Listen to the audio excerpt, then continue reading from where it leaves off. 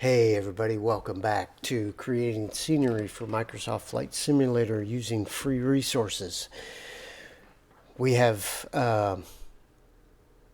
almost pretty much done doing our three-dimensional model of our hangar, our Quonset hangar. And in today's episode, you're not going to see that hangar at all because we have something else to talk about for the next series. It's the same series, but the next videos coming up in the stream. We are getting ready to texture. We're going to apply materials and look and feel of what the hangar looks like. In order for us to do that, we need to understand texturing techniques in Blender. All right. Now, some of them are pretty complicated that I'm not really going to bother talking about. I'm going to show you some of the pretty basic ways, and I can tell you right now, there's plenty of people on YouTube that does texturing tutorials that are higher qualified than I am to talk about the subject. Okay, but I want you to get some of these basic workflows of certain ways to do things. Okay, so let's go into Blender, which I have up on the screen. Just started a new file. I did not delete the default cube because we're going to use this. Okay, you're going to hear a lot about UV unwrapping. Okay, the UV doesn't stand for anything. Doesn't stand for ultraviolet rays or unvolumated or whatever. Okay, most people just don't realize that UV doesn't stand for anything. UV is reference to a new axis reference. Okay, in three-dimensional space we have an X, Y, Z axis, but when we unwrap a skin, we need to call them something else. So instead of using W, X, Y, Z, they skip W and just use UV to denote two more axes. As a user, you don't need to know anything about those, to be honest with you, because the software does it all by itself. Okay, so we're going to learn a little bit about UV unwrapping. Okay, because we're going to be doing it to our hangar in certain areas. Okay, so let's talk about the basics. Let's look at this cube. We're taking this cube, which is relatively three-dimensional, right? We have the red is X coordinate axis. The green is the y-axis, and then we also have an axis that comes up, which is the z-axis, the height. Okay, so we have a three-dimensional object. Okay, and we want to turn this into two-dimensional space so we can take a picture and glue it to it.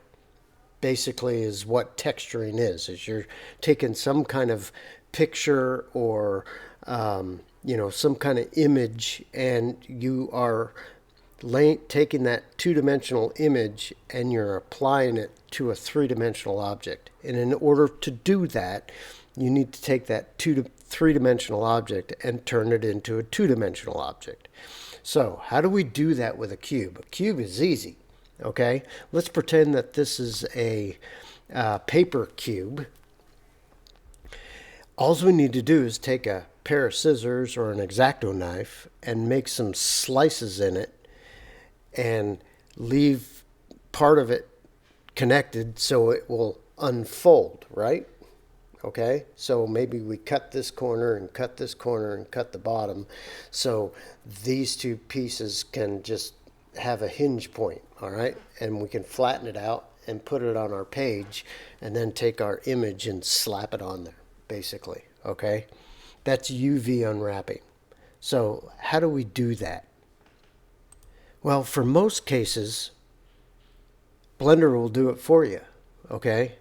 There are some complicated shapes and stuff that you might have to manipulate a little bit to make it lay flatter.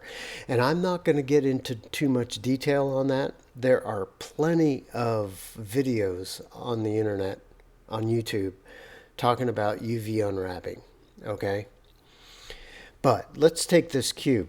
Let's zoom into the cube and let's go into UV editing. Now, automatically it lays over here on the left side as your UV unwrap. Okay, now this technically is not UV unwrapped yet, but it lays this cube out in a way where it has made some cuts. And this is a fold point, fold point, fold point, fold point, fold point. Okay, and so we were able to make some corner cuts, like cut here, cut along the bottom, and then fold this piece up. Okay, so that's basically what this shape is showing you. Okay, now by default, it's going to look like this. All right, but it really didn't actually do the UV unwrap. Okay, so over here in the viewport, you're going to make sure that all your surfaces are selected by hitting A, and then you're going to come up to UV unwrap. And the easiest way to unwrap an object is to come down here to Smart UV, and I usually check off stretch to UV boundaries. That means I'm going to stretch it to the boundaries of this area here. Usually I don't do that because I want the aspect ratio of my part to be correct. I don't want it to distort it. Okay, so I usually uncheck stretch, and then if you hit OK, you're going to notice this is different than what it looked like before. Okay, because it cut it and created the UV map a little bit different. Okay, now we can take a two-dimensional image and we can map that two-dimensional image to fit inside this space, and then take these polygons and scale them, move them around to get certain portions of the image. Okay, I know this is confusing, but it's not. It just takes practice. So I did this UV unwrap. Now let's try to apply a material or a texture to it. Let's turn on our viewport shading so we can see what it's going to look like. All right, and rotate this into a certain area. Okay, now what we're going to do is we're going to come down to the material properties, click that, and we're going to create a new material by just replacing the name material and call it something. We'll call it brick. Okay, so we got brick. Now, in order for this step to work, you need to have the Blender to MSFS add-on added to Blender. Okay, and if you're doing scenery, most of you might already have it on there, but if you don't, I do have a link to where you can get it. And you can see that link right down here. It'll be in the video description. Okay, the Blender to MSFS add-on. There's the address to it, and that will take you to this site right here. And you just simply click the download and download that zip file, and then you access that zip file through your edit preferences in Blender, and then install. Look for the go to the location that you have that zip file, click that zip file, and then enable it, and then you'll get the tools that we're getting ready to talk about. Okay, so over here we added a brick. We added a new material, called it brick, and then if you scroll down to the bottom, you'll see MSFS material params. So expand that, and then you're going to see material mode. Select. Right now it's disabled, but if I select for now, we'll talk about all these other ones later, not in this video, but as we texture our hangar. But for now, the MSFS standard. Okay. Then you're going to see down here texture maps. These are different types of textures that do certain things for your faces. Okay. Now the albedo right off the bat would be how you and I see it. It is the look of the material. So let's go get a brick material. So let's click open.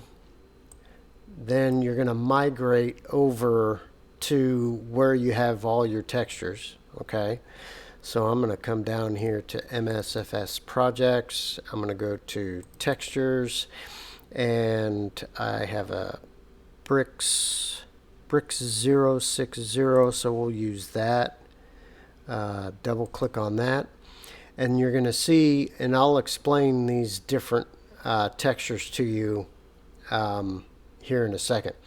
But in this case, we have color, and color is what the brick looks like. All right, so we're going to click color, open image, and it's going to open it in our UV editor over here with our polygons of our block laid on top of it.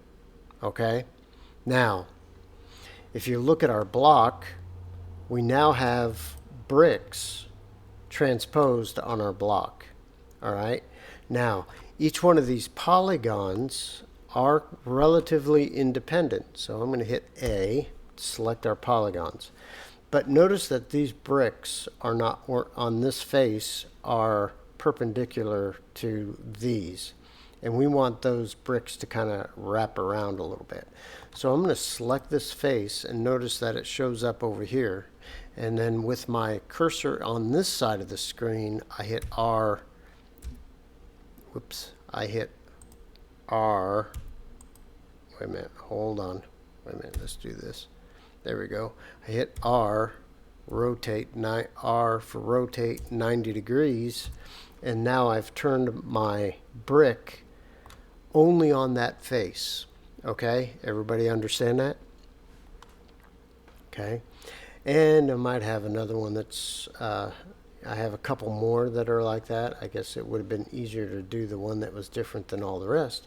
But I can select this face, shift, select that face.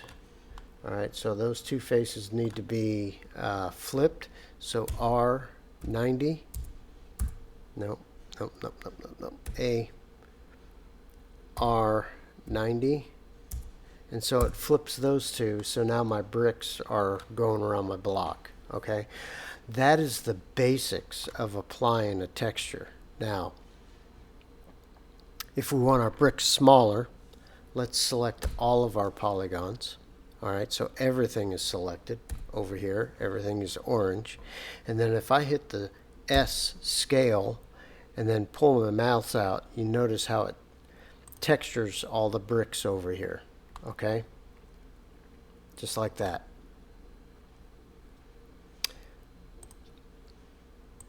Now if I click off of that, look at our bricks. Yeah, they look nice, but they look flat, right?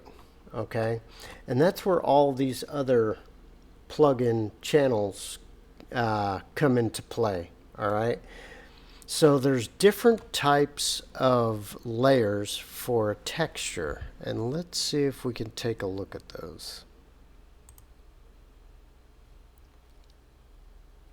So let me bring over the directory that shows all the different layers that come with this particular texture. Here's our color, which is what we see on our screen. Okay, that is the basic color details of our texture, okay, in this brick. But we also have one that's called ambient occlusion, okay.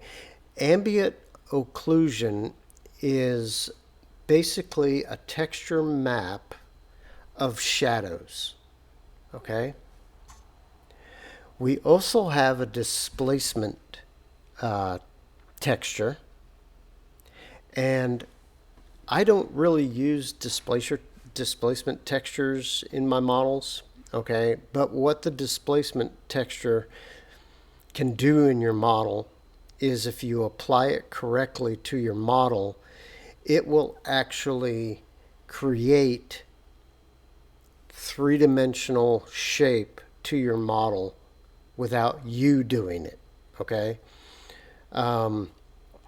There's more about working with displacement videos. I recommend you get on YouTube and look at those. But like I said, I don't use displacement textures. I use them hardly ever, okay? But this texture will physically change the geometry of your model to create a certain shape, okay? And there's different techniques of working with displacement. You also get what is called a normal. Now here we have two normals. We have one for DX and we have one for GL, okay?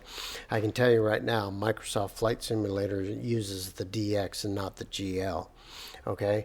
But a normal texture tells the simulator, or even Blender's renderer, on when light hits an object, which way it reflects, okay? And these purplish magenta colors tell it which way the light is to bounce off of the object, which gives it a three-dimensional feel to it. Even though you don't have a three-dimensional material, it will make it, based on light hitting off of it, will make it look three-dimensional. And we're going to apply a normal to our cube here in a second. Then you also have a roughness. And roughness pretty much says what it is. Whether your material is rough or if it's smooth, okay? Now, your ambient occlusion, your displacement, and your roughness textures are all black and white. They're shades of gray from white to black, okay? White does something different than black. It does actually the opposite of black, and then intermediate steps with all the grays in the middle, all right? There's also another texture that sometimes that you can find when you download a texture, and that is called the metallic. And that's also another gray shade texture. And it will tell the simulator or Blender what is shiny and what is flat colored, flat toned, okay? And we're going to be talking about those here in a while on how to apply each one of these, okay? So I want to show you, I'm going to move this back over to this screen, minimize that. Now what we're going to do is I'm just going to simply add one of those normal maps to this object. So down here in the texture maps, I'm going to come down to normal, I'm going to open, and I'm going to click in the same directory that I got my original texture, and I'm going to select normal DX PNG, and then I'm going to open. Now you're going to see something that is, it adds a three-dimensional look to your material. Okay, it doesn't necessarily recess, all that dramatically, but based on light, it will make it appear more three-dimensional. Okay, now this channel over here, this metallic channel, is made up of three textures that are combined into a composite, and the composite has three channels to it. It has red, green, and blue. Okay, that composite is used to add more effects to your texture.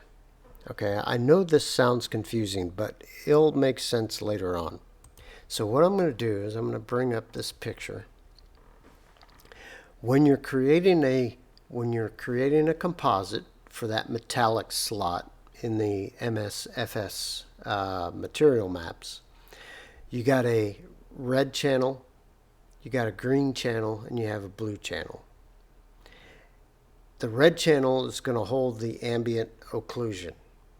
All right, and it's going to be shadow. It's going to work with shadowing. The green channel is going to have the roughness, that roughness texture that we had, and that's going to tell what part of the object is rough and what is smooth.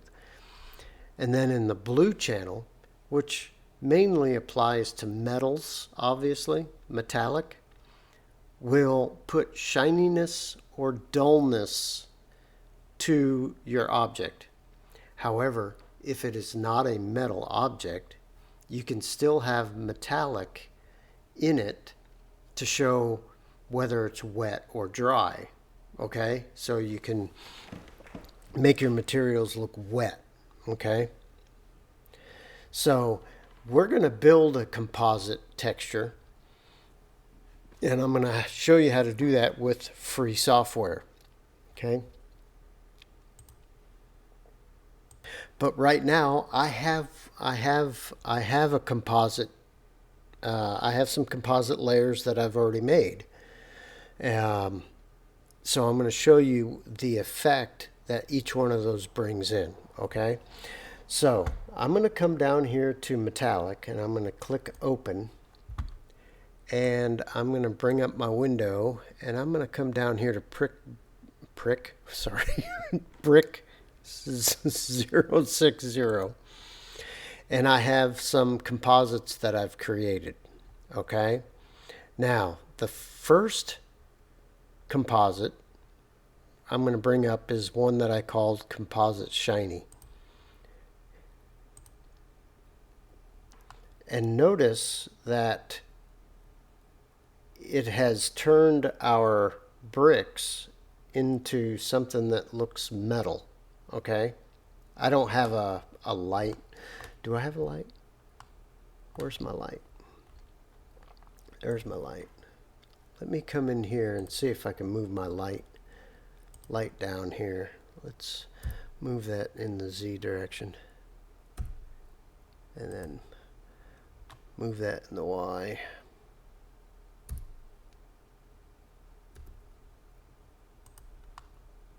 And move that in the X. Okay, I don't think it's going to show up in my editor. Okay, and then let me see, light. Yeah, we won't worry about it too much. But if you notice that my block is kind of shiny, okay, because the combinations of those textures, the combination of these textures dictated what that object was going to look like. Okay, so I brought in the texture for the ambient occlusion, which is the shadows, and I brought in the roughness. However, that particular texture didn't have a metallic layer, so I created one, and I made it all black. That layer, that blue layer, was all black, which makes black is shiny. Okay, no, yeah, no, white is shiny. I made it all white, and the whole block shined really glossy like a steel. Okay. Now, let's go back into the materials and come down here to the metallic, and let's get rid of the composite shiny. And I'm going to add in one that is not shiny. I'm going to click and open, and I'm going to go into brick 060, and we're going to do one that's medium.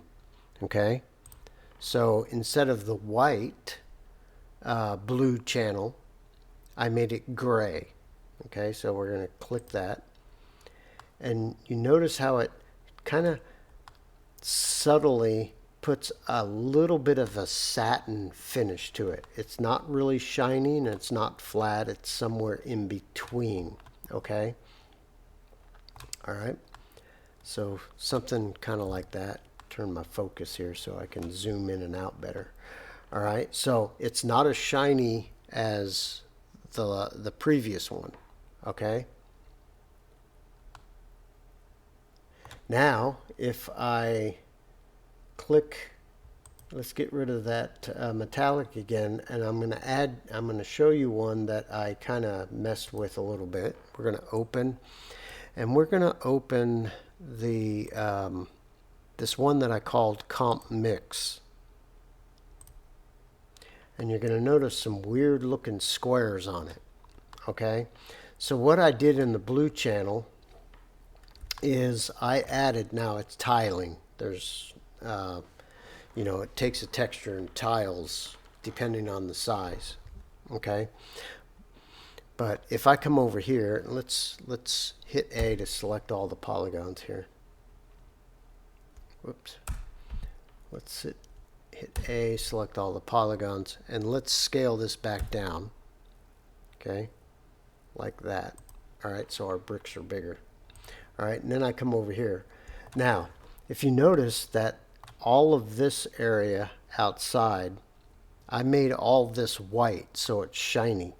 Okay, so it looks like steel bricks. Okay, but these two squares, I made a square, and I made this one black, and I made this one gray. So it gives you the different intensities of shininess to it. Okay, so this is real shiny, this is really flat colored, and right here is kind of somewhere halfway in between, right?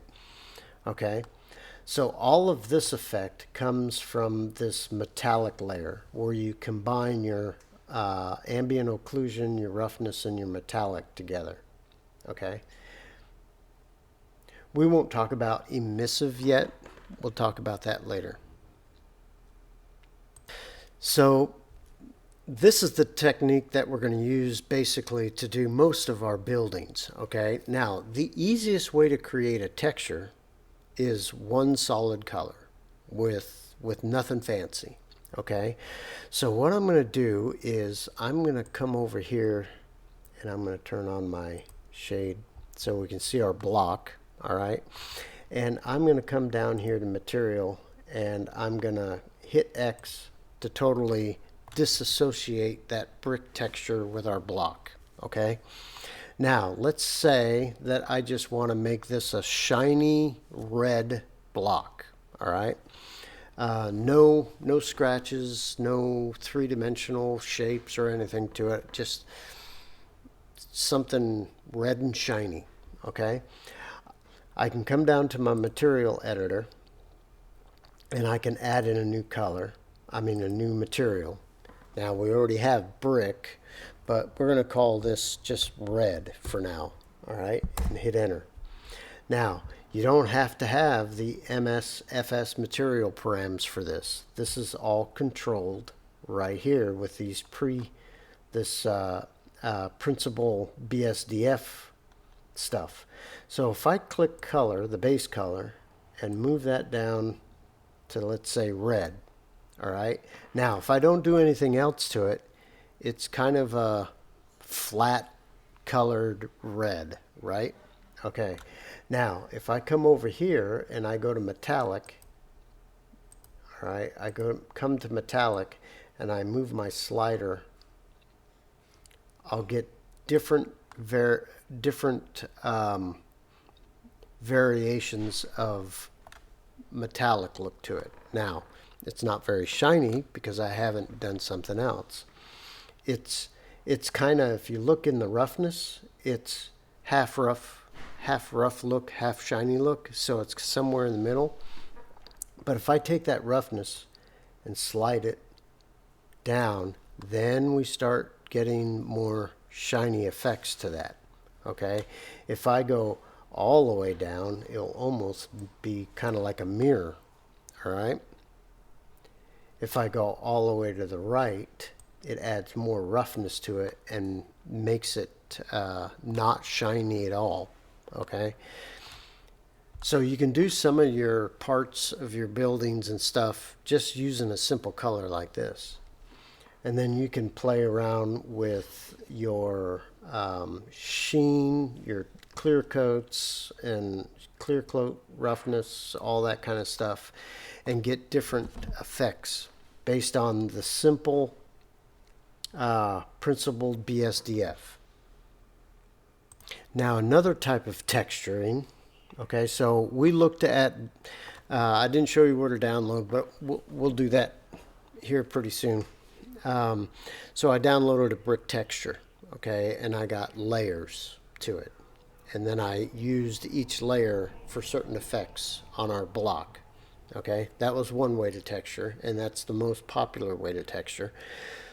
The other one was what I just showed you here, was the simplest form, is just using these the principal BSDF and then change the color and then maybe some of the characteristics to put shininess and stuff to it. Okay, that's the easiest way. It's not the most dramatic, fancy, nice customized look, but for a lot of your model, some parts that's going to work perfect for. Okay, now there is another way. All right, so what we're going to do is get rid of the X. We're going to X out the red, so now I have nothing here. Okay, and we're going to create another material, and we're going to call this, we'll just call this photo. Okay, and I'm going to show you how to use each one of these when we start doing our hanger. Okay, so there'll be some repeat stuff. All right, so let's just call this photo and hit enter. Okay, and then we're going to come down and let's go into our UV editing session. We already have our UV map. Okay, so if I select all, we already have our UV map, right? Okay, except I'm going to scale those so they're really, really small, just like that. Okay, so when we UV unwrap, now we did some rotating, that's why they look like this. Okay, but we have our UV unwrap. Now we're going to we're going to come down here and go to MSFS standard again. And I'm going to go to albedo, click open, and I'm going to go get a texture from a photo. Okay? So if you don't know where I'm going. So if I come down here, I've been to this texture directory before, and we have aerial, asphalt. What else? Which one do I want to get? Let's do custom roof. So click this PNG, click open. Now you're going to notice something really goofy. So here I have a photo of a roof of a building that I'm using to make, that I had a building, but I want the roof to be textured based on the aerial photograph. Okay? So here's another technique of texturing. So you take a photo, and now you can individually assign each polygon a certain area of an aerial photograph. Okay? So for instance, if we look at our block, and let's say that the top of our block, we want it to make it look like a roof. Okay, so I select that polygon, and notice that it shows up over here, right? And let's say that this polygon is actually this roof right here. So I can select polygon, and I can move that with the G and move that polygon down here. And then I can rotate it so it's oriented correctly. Now, it's not going to be perfect. I'm just giving you an idea. All right, see how it lays that photograph on only this particular polygon? All right. So you can even select your vertices and select a vertex and hit G, and you can actually move those to fine-tune your polygon on this aerial photo. Okay, so I'm just hitting G and moving these like this so it just kind of looks right. Now, I would normally have my polygon that's in the shape of the actual roof and get it almost exactly on the roof. But if you notice, our block looks like it has that roof material on it, right? And all of these other polygons are elsewhere on our image. So if I hit A, select all, and if I selected this polygon here and did a G and moved it over to the parking lot, we'd have the cars on this face. Okay, now you wouldn't do that with a building. You'd have, you know, bricks and stuff on the side of the building. Okay, so this is the other technique of texturing that people use. They have an aerial photo or a picture of, you know, a side view of a building, you know, a photo of the side of a building, and they'll take a polygon and they'll overlay it. So you basically building your building based off of photographs of each side of the building. Okay, that's really, really, really, really common. Okay. So basically those three techniques of texturing. And in our coming videos, that's exactly what we're going to be doing, is we're going to be using all these different techniques to add textures to our buildings. Does that make sense? I know it's probably confusing right now, but the more we do it in the upcoming videos, you're going to get familiar with it, and then you'll be able to maybe go to somebody else's YouTube channel, learn more about UV unwrapping and using PBR textures. Now, what does PBR stand for? Physically based rendering is what PBR stands for, and that means you got all those different layers that I showed you with the brick. That's a PBR. Okay, they have different layers that tell the game engine how to mess with the light on your object. Okay, so this is just a quick overview. It's more of a primer of what's coming ahead in our video series. So the next video, I'm going to show you how to create one of those composite layers. Okay, now before we leave today, I'm just going to, if you'll look at the description of the video, I have all types of free links to free sites for different types of textures. So let's look at them. Okay, let's take a look at a couple of them. All right. So the two places that I go to the most, okay,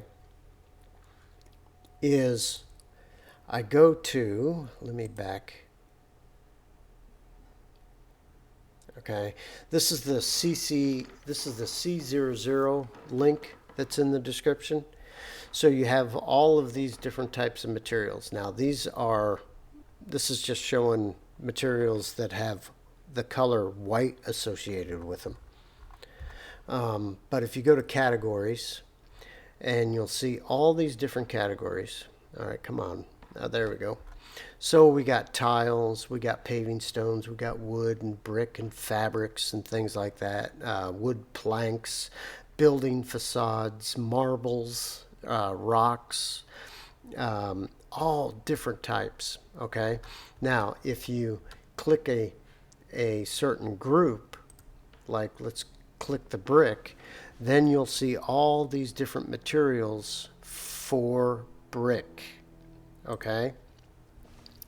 And then if you click on one that you like, let's say this brick 75, then you'll get its download page.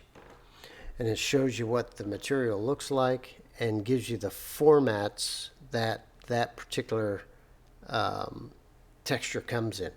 Okay. The best textures are PNG. Okay. Microsoft Flight Simulator loves the PNG and not the JPEG. All right. So they're pretty good size files on this site, but they range from 1K textures, which is a texture that is 1024 by 1024, all the way up to 16K textures. Now, I don't advise using really anything over 8 in Flight Simulator. 8 would be 8192 by 8192 pixels. All right, that's an 8K. 4K is 4096 squared. All right. Remember, now here's the important thing about your textures. Your texture sizes for Microsoft Flight Simulator have to be sizes that are divisible by 4. Okay, so 512, 256, 512, 1024, 2048, 4096, 8192. You get the picture? They're all divided by 4. Now, they don't have to be square. They don't have to be 4096 by 4096. They can be 4096 by 2048, okay?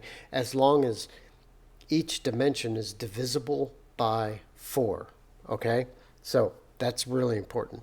And then PNG format is the best for Flight Simulator, okay? So this is the C00 texture website. I'll close that out. And let me get another website. Let's look at this one here. This is CG Bookcase.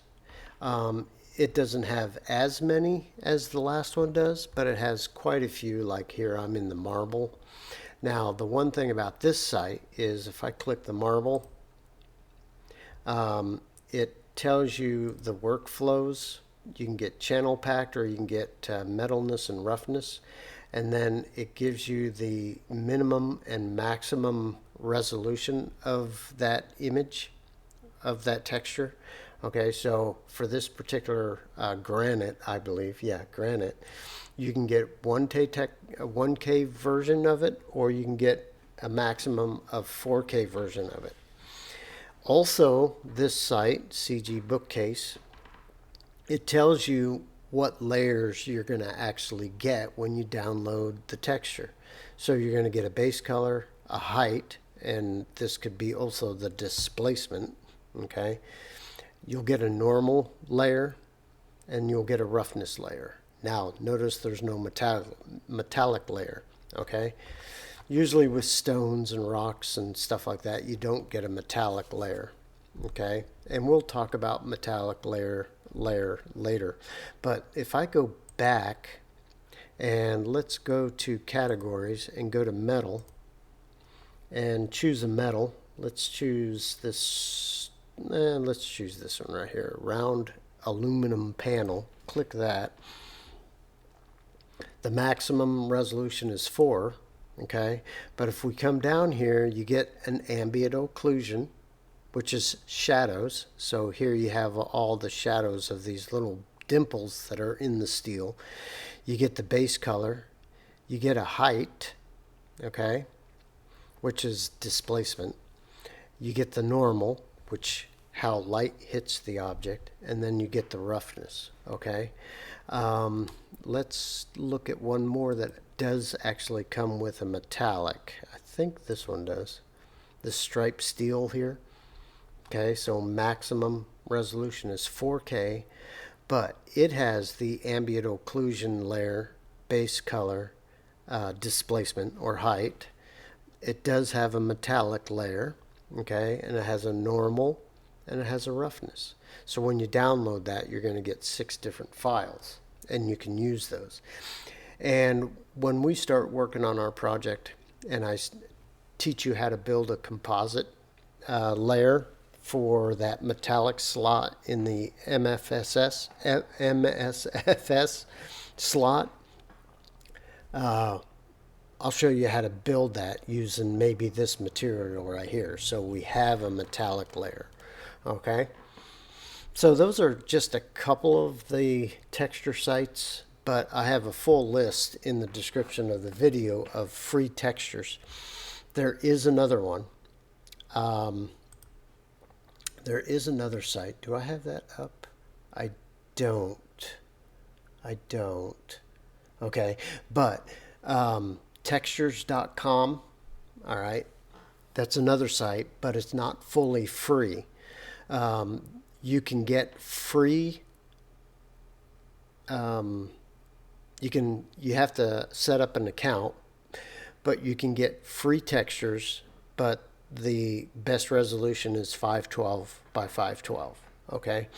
You'll have to pay if you want anything above that. So I don't care whether, well, I'd rather you try to use free resources as much as possible, because that's what my series is all about. But anyway, there is textures.com, but just know that for anything above 512, you have to pay for it, okay? So I hope some of the stuff I talked about today was useful, and the next video, we're just going to build on what we've talked about today, okay? So the next video, I'm going to show you how to apply a texture based on an aerial photograph, okay? So we're gonna take our hangar, and we're going to use the aerial photograph for the roof to overlay that on the roof. All right, so we're going to do our texturing of our building little pieces at a time. Each video will be related to a certain technique of texturing. Does that make sense? I hope that's going to be useful to you. Definitely subscribe. Definitely hit that notification bell for upcoming videos. And please, please, please, please, you guys are, a lot of you guys that may be watching this will probably most likely be critiquing me, which I'm okay with, but let's help each other. And, you know, you experts, you know, chime in do's and don'ts of what I'm showing. I'm fully open to it. I'm not a graphic artist. I'm a cartographer. I make maps for a living. Okay. But, you know, let's start some discussion in teaching each other. Okay. But I'm always welcome to that. And if you feel inclined, please support me by buying me a coffee at buymeacoffee.com and My Physical World. So I hope you got something out of this, and we will see you tomorrow probably on the next video. We'll see you guys later.